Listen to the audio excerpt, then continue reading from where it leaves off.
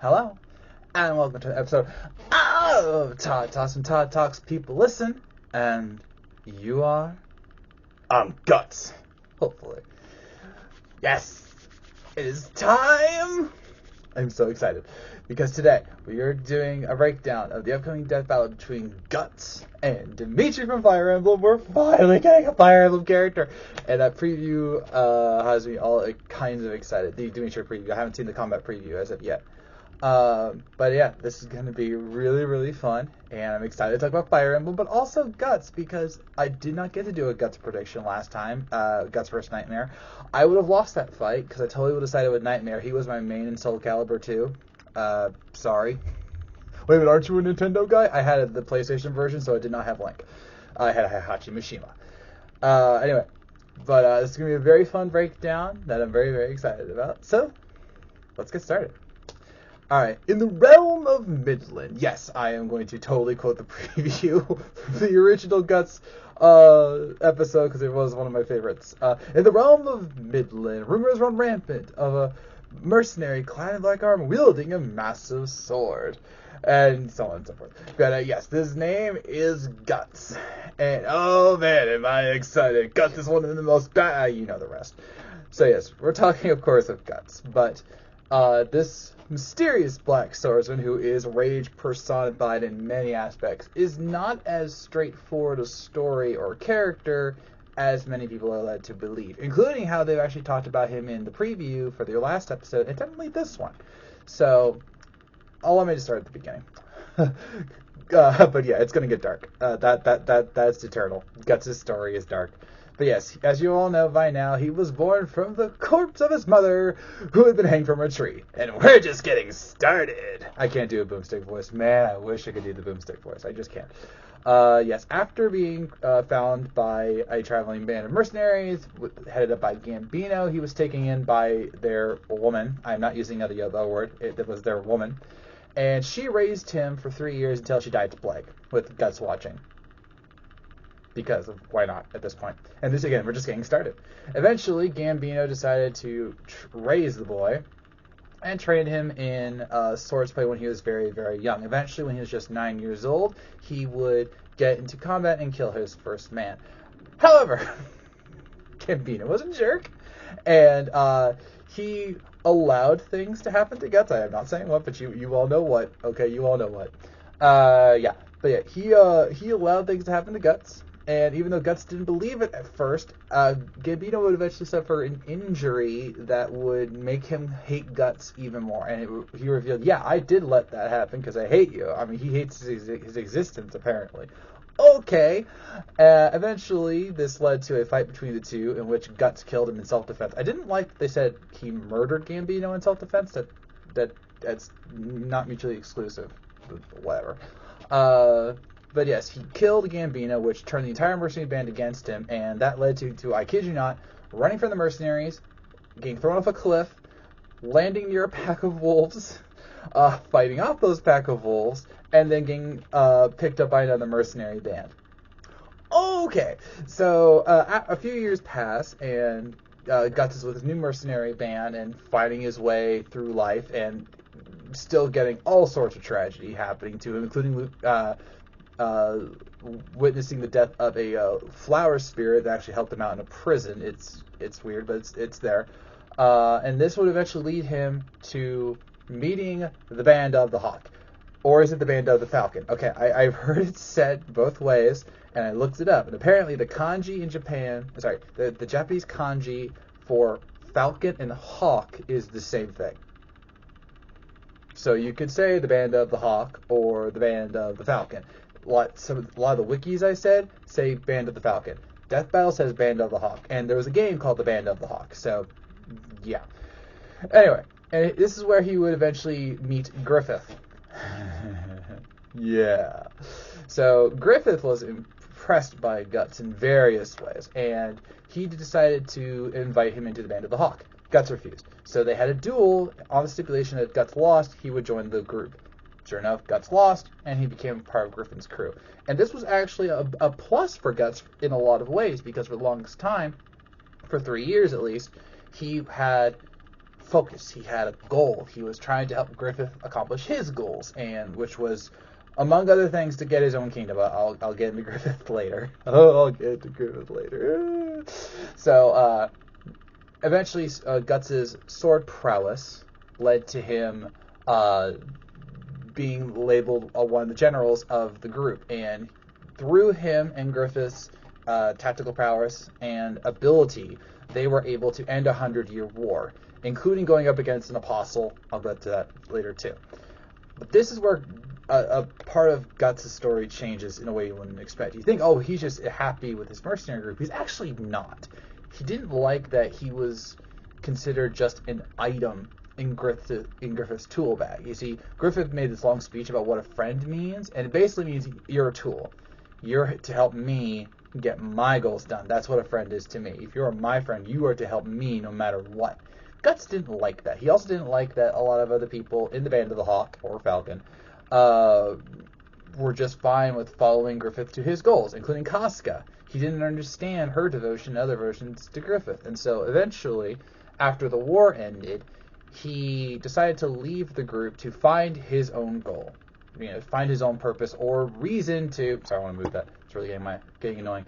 Or reason to follow Griffith. So this led to a 2-year arc where he just did whatever the heck he wanted. He won tournaments, he fought bad guys, he proved his worth over and over and over again. And eventually that led him to actually getting back in the Band of the Hawk with Casca in leadership. Well, what happened to Griffith? Oh, yeah.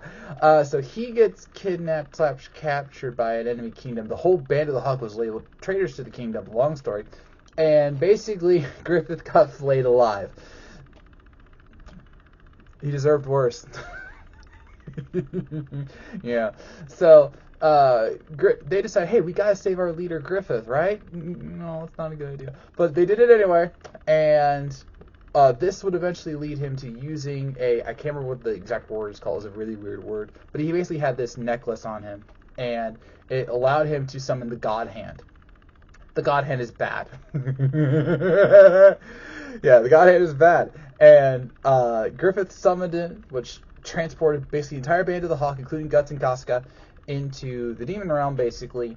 And pretty much everyone in the Band of the Hawk were sacrificed, killed, so that Griffith could get a new demon body, be reborn as Femto, and yeah, bad. It bad. And we're pretty sure you know the rest, right?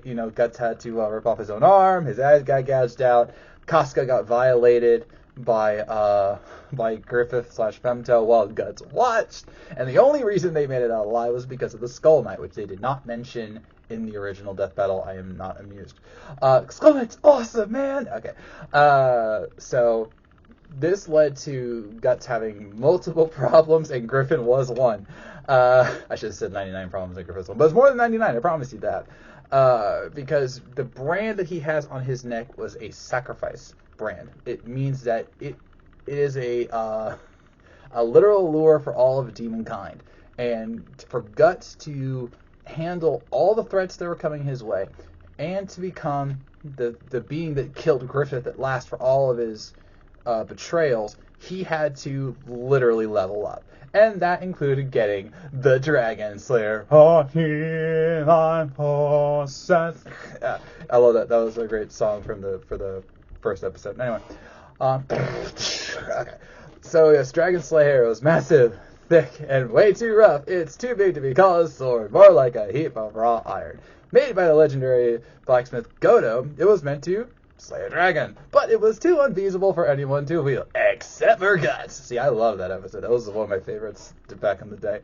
Didn't make my top 10 though. It doesn't hold up as well, and I'm sure some people are like, I'm pretty sure Nightmare still kills Guts. But anyway, so yes, he got the Dragon Slayer, which was such a powerful sword that only Guts could wield it, partially because he had a prosthetic arm that had a cannon, repeater shot crossbow, and so much more. And he slowly would go on a journey to just kill Griffith and every demon that he came across. But this too is where the story kind of changes, because you'd think that that's his only goal. But as we would learn, and as I would learn while reading the wiki, it was a fascinating read for both really good and really bad reasons. Okay, I got 2 words for you. Lustful horse. Ugh. Okay, I did not need to have that image in my head. Thank you, Wikipedia. It was on Wikipedia. It was like the Guts wiki, whatever. It was possessed, for the record. It was a possessed, lustful horse. It's still horrible, though. What's with this series? So, as Guts went on his journey, he started to realize that while his vengeance and his bloodlust would fuel him, it wasn't enough to live. Kind of like the Spock effect, logic is not enough. Same thing here. So Guts would eventually start getting companions that would help him on his journey, including ones that he would actually fight against, and then they would eventually come to his side. One of his biggest helpers was Puck the elf, who would help him, heal and get out of jail situations, which happens to Guts a lot. And then eventually his goal would change to Casca, because Casca, naturally horrified and broken because of what happened to the band of the Falcon, which she led in Griffith's stead, and what happened to her because of Griffith/Femto, her mind was shattered, all right? And she did various things, including trying to kill Guts multiple times because she blamed him for what happened. Her mind was broken, so she wasn't thinking clearly. And then Guts did try to do things to her. It was, again, this series is dark. All right. But he decided to focus on getting Casca better. And that actually is technically where the story ends currently, because they found Elfheim. Really? Elfheim. Found Elfheim and was able to restore her mind, but the sight of Guts sent her back into a frenzy, kind of like a trigger. So Guts is now in this place where he's like, I've healed the woman that I love, or at the very least still have a great affection for. It's complicated. But now she can't even look at me. Otherwise, she'll remember everything that happened during the eclipse. So, bad. But what are you going to do? Yeah, so that actually is where Guts' story technically ends. And because of the sad passing of the Berserk creator, we are never going to get the full intended story. It's still going to continue, apparently, but it's not going to be the same. Still, even with everything that happened with Guts, he is the absolute worst person to find yourself against. Alright, the Dragon Slayer is so powerful that it can cut through a man wearing heavy armor, his weapon, his horse, or any man, animal, or demon that's stupid enough to get in its way. I love that battle. But not just that, his other abilities and talents and weapons help him fight apostles. Now, apostles are... they're basically what you would call the transform, like what Griffith went into Femto. They are those who use that special amulet, let's call it an amulet, to transform via the God Hand to become part of their ranks. All that requires is sacrifice. So they could be a human form, but they're monsters on the inside. And that grants them immeasurable power, not the least of which... Okay, I said that wrong. A great example of which is with Nosferatu Zod, who Guts met before the eclipse happened. And Zod had hundreds of years of fighting experience, and Guts was the first person to injure him in 300 years. That was pre-Dragon Slayer. So imagine, and then Guts would go on with Dragon Slayer to destroy a whole bunch of apostles and their offspring, called the Pseudo-Apostles. Okay. He's also... been set on fire, punched a whole bunch of times, impaled through the face, fought 100 soldiers in one night pre-eclipse, and won despite having grievous injuries and more. His repeater crossbow has helped him, keep distance against foes. His prosthetic arm also has a single-shot cannon, which is devastating. He's also got a flamethrower. He's got that. He's got bombs, which are harmful even against demon kind, and he's even got this salamander blade, I think they called it, which was a gift from a friend, and it has a very wide area of effect attack, kind of sort of. So, and then of course there is the berserker armor. Ooh. Wielding this armor will basically transform Guts into an even more bloodthirsty monster. It will cut off all the feeling to his body so he cannot react to pain. So there are medical conditions that actually have this kind of effect. But yeah, Guts will not feel pain, allowing him to go past his natural inhibitors and do even more damage, have even more speed, and just be gosh dang bloodthirsty. Alright, so much so that it has actually consumed his mind over the course of the series multiple times over. And as the first death battle will tell you, it doesn't heal Guts, it kind of just holds him together. It literally pierces his body and hold bones and muscles in place so that they can either like face the right direction or, just do enough so that Guts can continue the fight. And he will not die with that berserker armor on until he literally cannot move anymore, as in every bone in his body is shattered and every drop of his blood has been spilled. That is the power of the berserker armor, and that is why you don't want to mess with Guts. And even though we don't know how his story will officially end, there is no doubt that Guts one day will somehow kill Femto and make him realize you really effed with the wrong dude. Or, as Guts would say, my sword has gotten very dull. However, it is 3 times as thick and does 3 times the damage of a normal sword. You better pray you die quickly, or this could be painful. Alright, and finally, talk about Fire Emblem. In the realm of Fodlan, there was once one empire, the Adrestian Empire. And eventually, through the prompting of the Church of Saros, don't get me started on them, came the holy nation of Fargus, or as I like to call it, Fargus! Fargus! That's for all you Supernatural fans out there. Yeah. Anyway, so in the holy nation of Fargus, there was it was ruled by a very saintly kind of leader named Bloodid, and it was Bloodid, right? Yeah. He was the one of the 10 heroes.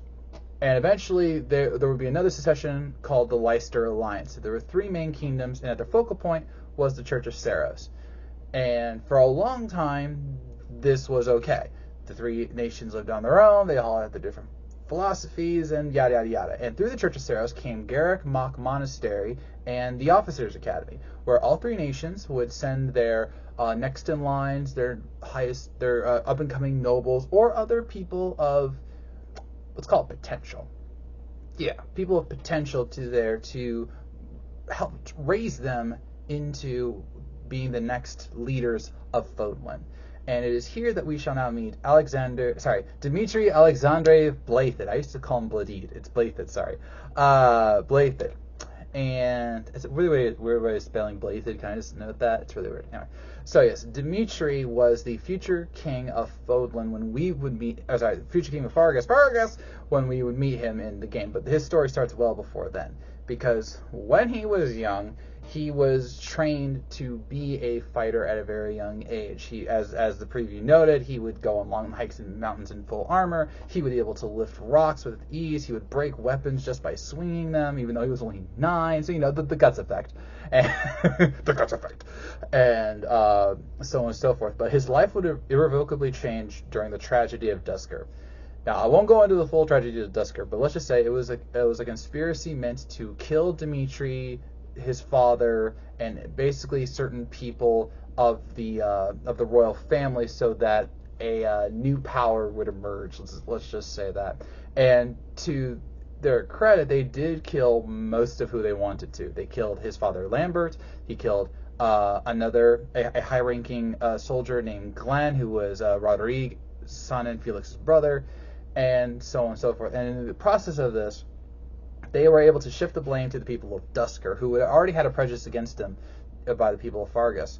But Dimitri knew the truth. Dimitri survived, and he knew that the people who attacked his father and the convoy were not of Duskur, and that's why he has an eternal friendship with Dedue, because he, through his survivor's guilt, feels bad for what happened to his people, and Dedue is honored just to know that someone believes that the Duskur people didn't do this. Anyway, so as time would go on and his training would go on, he would eventually go and have to fight off some rebellions within his nation, and it is here that we got to see the other side of Dimitri. If you were ever wondering why Felix called Dimitri the Wild Boar, it's because the two were together when they fought off the rebellion. And due to this, Dimitri unleashed his, let's call it his wild side. Yeah. He unleashed his wild side, and he fought with such bloodlust and fervor that people were actually stunned that this nice, chivalrous prince had that much darkness in him. And that's what happened because of the tragedy of Duskur. And that darkness, that survivor's guilt, would follow him until he got into Garrick Mach Monastery. And this is where things get tricky, ladies and gentlemen. Because canon is very fluid in Fire Emblem Three Houses and Fire Emblem Three Hopes, because if you notice the preview, they are indeed including Three Hopes. I was not going to do that originally, but as many people have wisely noted, Dimitri technically does not have a canon story because the focus of the game is not, or the two games, is not about Dimitri or Edelgard or Claude. It's about Byleth and Shez, male or female. So who you pick with them directly influences everything. And so while I will be focusing on Azure Moon and Azure Gleam from the two games, I will be referencing the other ones due to how it affects his personality, his character, his stats, etc., etc. So in Three Houses, which I will be mainly focusing on, he will eventually meet Professor Byleth, everyone's favorite Smash character. I never even played him in Smash Brothers. Just the truth. Maybe I have. I don't remember now. Through Professor Byleth, Byleth became the head of the Blue Lions, and thus he would influence Dimitri not just as a friend, but as a mentor, as a teacher, and so on and so forth. And it is here that, yes, technically, Dimitri can learn just about any class Byleth wants. Yes, he specializes in lances, which I'll get to a little bit later, but he can also wield swords, bows, axes, I think knives to a certain extent, and of course magic. Now his magic pool is limited compared to other characters like Lysithea or Manuela or Hubert, but he can wield thunder and Thoron. He can wield Aura, Nosferatu, heal, recover. I think there might be one more, but he has a decent magic supply which he can use at a whim. And technically, not unlike Skyrim and Dark Souls, he can have all this power if you grind and max it out. So it is reasonable to give him all this stuff, among other things, as I will get to later. So through this, we start to get the main story of Three Houses. Three Houses, just again, I'm not going to go to Three Hopes just yet. Three Houses, which is there are things happening in Fodlan headed up by a being called the Flame Emperor, who's trying to stoke a war between all the nations, and specifically seems to be going after the Church of Saros. Don't get me started. Curse you, Rhea! Now, Edelgard, for the record, totally did something wrong. Because guess what, everybody? Edelgard was the Flame Emperor. Dimitri had feelings that this could be the case, but he wasn't for sure. And then in one of the most epic Fire Emblem moments, when he saw that Edelgard was the Flame Emperor, oh boy did he snap. He literally lost it, and in that moment he swore that he would end Edelgard's life as painfully as possible. Gee, who does that remind us of, ladies and gentlemen? And this is where fate once again takes a turn, because Edelgard von Restfeld amassed the entire army of the Adjusting Empire, which was huge, and set it onto Garreg Mach Monastery. Now, even though the Blue Lions and the Golden Deer, along with headed up by Claude and Byleth, and even Rhea herself, who transformed into the Immaculate One, which was a nice plot twist, defended the place, it eventually would fall, with Byleth himself or herself falling into a void for 5 years until Sothis, the beginning, would resurrect them. And when 5 years passed and Byleth returned to Garreg Mach to honor a promise to the Blue Lions in this storyline, he/she would find Dimitri, and he wasn't exactly how they remembered them. He was much more bitter. He had one eye, and he had spent the last 5 years being branded as a traitor to Fodlan. Fergus was taken away from him by the corrupt nobles that allied themselves with Edelgard, more on that in a bit. And he had spent his time really wiping out any and all enemies that he could get his blade on. And he could get a lot of blades on them, okay? Even before the time skip, he was powerful enough to take on whole battalions on his own. But afterward, he was literally ripping through them with such bloodlust that even those who trained him were like, this is bad. He is total vengeance. And after he and Byleth and the returning Blue Lions came together to fight off some threats, they decided to work together to take down the Adjusting Empire, take down Edelgard, and bring peace to Fodlan. Or at least that's what most of their goals were. Dimitri straight up just wanted to kill Edelgard. It's not even... it's bad how much he wanted to kill Edelgard. He was so mad and vengeful that he would allow people who that actually tried to kill him later into his camp, literally saying like, oh hey, whatever, she wants to kill somebody, let her kill her, I don't care. Like he did not care. The only person he actually gave a crap about was Dedu, who risked his life to free Dimitri from a prison earlier on during the time skip era. So that was the only person he cared about. Everyone else could burn. He didn't care. He wanted vengeance. And this led to one of the most important moments of his life, where Dimitri had to watch as Duke Rodrigue, Felix's father, took a shot for him. Because remember that person I told you about who was led into the camp just so she could kill everybody? She was trying to kill Dimitri. Shock. And Rodrigue sacrificed himself, and he absolved Dimitri of all guilt and said that you have to let it go. You can't just be about vengeance. And Dimitri understood finally in that moment that vengeance is not enough.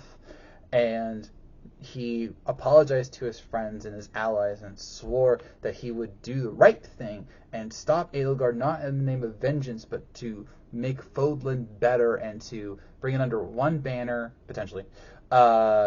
He would eventually ally with Claude, and they would, focus their efforts together. But to bring peace to the land as it should be, and not under what Edelgard has done.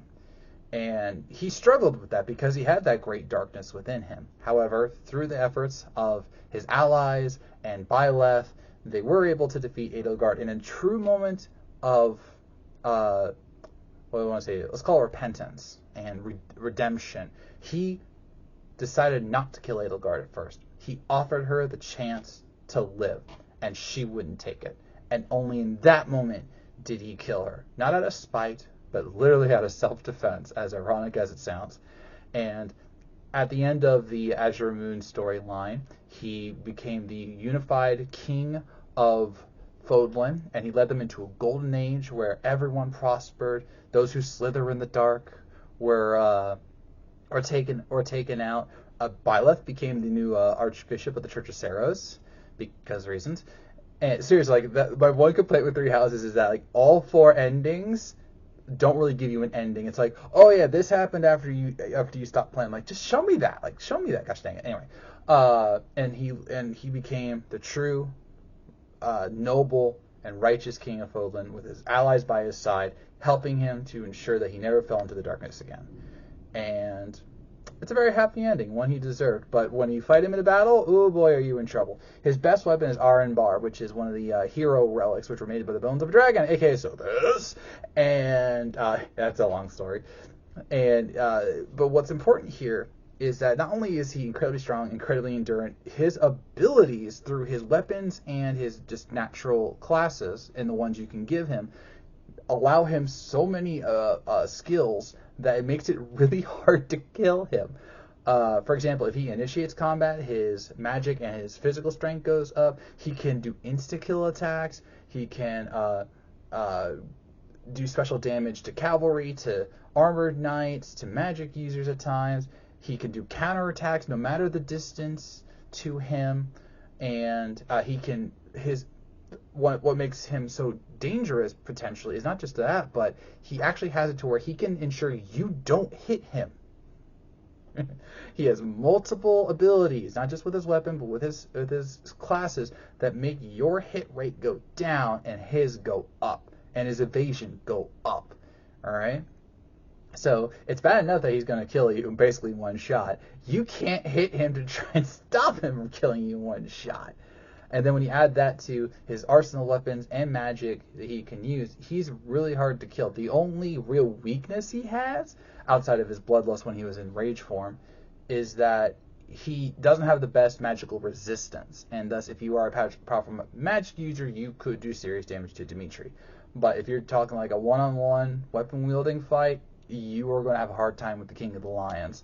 And in many ways, that's what makes Dimitri one of the best arcs in all of Fire Emblem, because he was a prince destined to have it all, scarred in childhood, trying to put on a mask of chivalry while he was suffering such guilt and pain on the inside, plunged into darkness after he found out that Edelgard, his stepsister, plot twist, betrayed him and became nothing more than a berserker, and only through the power of friendship love and camaraderie was he able to rise up and become the Azure King that Bodlin needed. Sounds pretty nice to me. Oh yeah, and then Three Hopes happened. Like, I'm already at 30 minutes, so let's just skip Three Hopes. But basically, he skipped the whole berserker phase and helped rule Fargus from a much younger age. But it's essentially, it's a different storyline, but he still is king at the end. But he just never went to berserker form. So, anyway. So, 30 minutes in, who wins between Guts and Dimitri? Now, the irony here is that you could argue that both of them could get one-hit kills and be incredibly hard to put down. But the problem here is how they use their arsenals and the abilities that they have through them. Because I saw a lot of people initially saying, well, Guts is going to win because he's got the berserker armor. The berserker armor does not heal Guts. It just keeps him together long enough to fight. And against apostles and powerful demons, that's fine. That's all you need. But against Dimitri, who is a much more tactical fighter, who is has a much more impressive arsenal than Guts, you could argue that he's not even going to hit him. Now, the question about speed in Fire Emblem is insanely convoluted, and I'm not even going to try and touch it. But even if Guts was faster, which some people do, including the G1 blog, say he probably is, it doesn't really matter. Because, again, Dimitri can make it so you can't hit him, but he can hit you. And even if Guts was to hit him, the counterattack ability would do damage to Guts. And Dimitri specifically has abilities that make him more powerful when he attacks, more powerful against armored units, which Guts would be, especially in berserker armor. And he actually has an ability that makes him do more damage to foes weaker than him. And Guts is definitely weaker than him. Now, this is all about stats and comparisons. But while you can compare Guts to the Apostles, who are, demonic in their strength, Dimitri repeatedly goes up against his own version of demonic beasts, and people like Byleth, Edelgard, Claude, Rhea, and those who slither in the dark.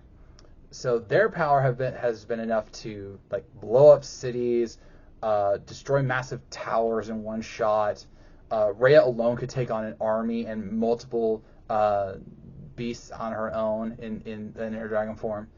And in the Crimson Flowers storyline, you as Byleth and Edelgard team up to defeat Rhea. So you're able enough to kill a dragon. A really powerful, really old, really super insanely strong dragon. And Dimitri directly scales to Edelgard because he's beaten her canonically multiple times. Canonically multiple times. Another thing here is that, again, the question of could Guts even, will Dimitri be able to withstand the berserker armor? Yes, he can damage Guts in the armor, and then there are actually ways he can just kill him without even having to land a blow. Remember the magic? While it's true that Guts technically has some electrical resistances, Nosferatu is not that. Nosferatu drains life force from a foe and gives it to Dimitri. Not to mention, Dimitri has healing magic and elixirs, which could fully heal him and any reserves that he has. And this not even mentions things like the Awakening Gauge from Three Hopes, where he becomes basically an unstoppable juggernaut, and so on and so forth. Guts he, as a lance user, even though the weapons triangle is not present in Three Houses, there are abilities that Dimitri naturally has to make him stronger than sword users. So he's got abilities that will make it so Guts can't hit him, abilities that will make him stronger in battle, abilities that will make him stronger because Guts is technically weaker than him. Speed won't matter here. He's got magic that can hit him from a distance. He's got weapons that will hit him from a distance. Guts' biggest weapon is the sword, which means you have to get in close to Dimitri, and Arenbar, even though it could break, is a holy relic with special abilities of its own. And when you add that all up, Dimitri is going to win this fight. And I am so excited. I mean, okay, I don't know, but based on everything I've read, based on everything I've been told, including by the G1 blog, who picked Dimitri, so please don't fail me now, G1 blog, Dimitri has got this. So I am picking Dimitri for this fight in Death Battle, and oh, I can't wait for Sunday.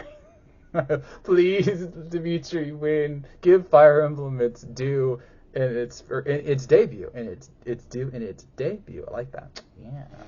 So with that, I am ending this episode of Todd Talk. Who do you think is going to win between Guts and Dimitri? And how epic do you think this 3D fight, yes, 3D fight is going to be? Let me know in the comments below. So, I thank you for watching. If you made it this far, I know you were listening, and I'll see you around.